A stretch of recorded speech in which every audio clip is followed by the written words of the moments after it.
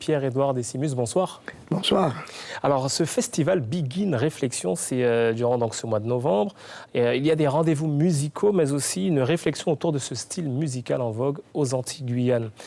Plusieurs ambassadeurs, tels que Mario Canonge ou encore Clara Nugent et Tikoko pour la Guyane.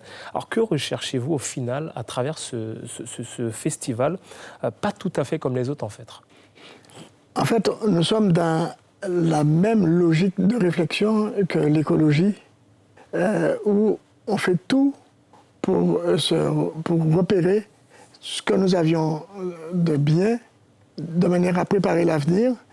Et les 40 ans de Kassav me portent à croire qu'il faut continuer à puiser dans les sources qui nous ont formés. Et c'est tellement riche. C'est riche, et lorsque j'ai découvert cette richesse en Guyane, elle prend encore plus d'importance, parce que la Guyane, c'est vraiment, vraiment la terre des cultures croisées. Et on le voit aussi, une terre de Begin. Alors on va décortiquer ce style musical. La Begin berce nos territoires, on l'a dit, mais qu'est-ce que la Begin? Comment la définir pour la jeune génération qui ne connaît pas ce style? Mais justement, nous sommes en train de travailler avec quelques anciens. C'est ce qui s'est passé mercredi dernier avec le public. Et je me suis rendu compte que le public a aussi beaucoup d'informations à partager. Nous devons dépoussiérer, nous devons nous regarder en face avec un respect mutuel et comprendre toutes les richesses qui sont différentes. J'ai compris, par exemple, comment Stélio a pu s'enrichir de musique traditionnelle de la Guyane, avec, lorsque j'ai eu l'occasion d'entendre Alcine Dor, Gaston Lindor, Robert Mavoundi, tout ça, Malavoie.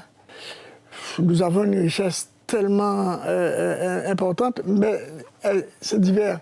Donc il faut dépoussiérer, il faut aller chercher.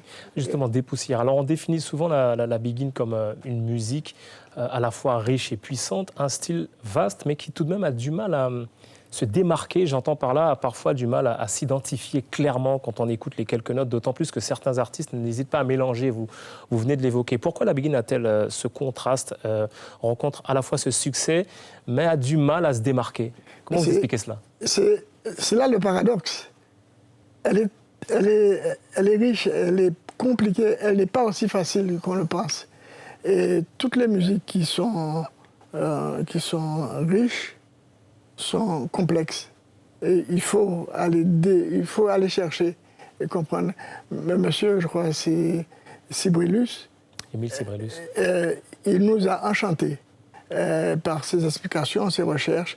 Et j'ai même envie de le faire venir en Guadeloupe pour nous éclairer là-dessus, comme je ferai venir Clara Nugent sur la croisière de Kassav, et elle sera aussi sur le dernier concert de Kassav en Guadeloupe le 14 décembre. Et vraiment, vraiment, la Guyane a beaucoup à apporter. Alors rapidement, un mot sur, puisque c'est la dernière question, on arrive au terme de cet entretien, un mot sur la suite de ce festival qui a démarré, on le rappelle, depuis le 30 octobre. D'autres rendez-vous, un mot là-dessus?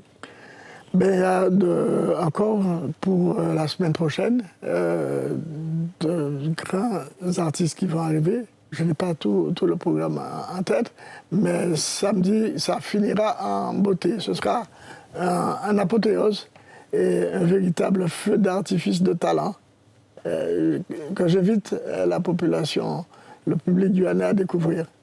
Il ne va pas le regretter. Ne va pas le regretter. Merci en tout cas, Pierre-Édouard Décimus, d'avoir répondu à notre invitation dans cette édition. Merci. Et on rappelle donc que ce festival Begin Réflexion se poursuit jusqu'à la fin du mois. Suivez l'info sur Guyana Première, télé, radio et Internet.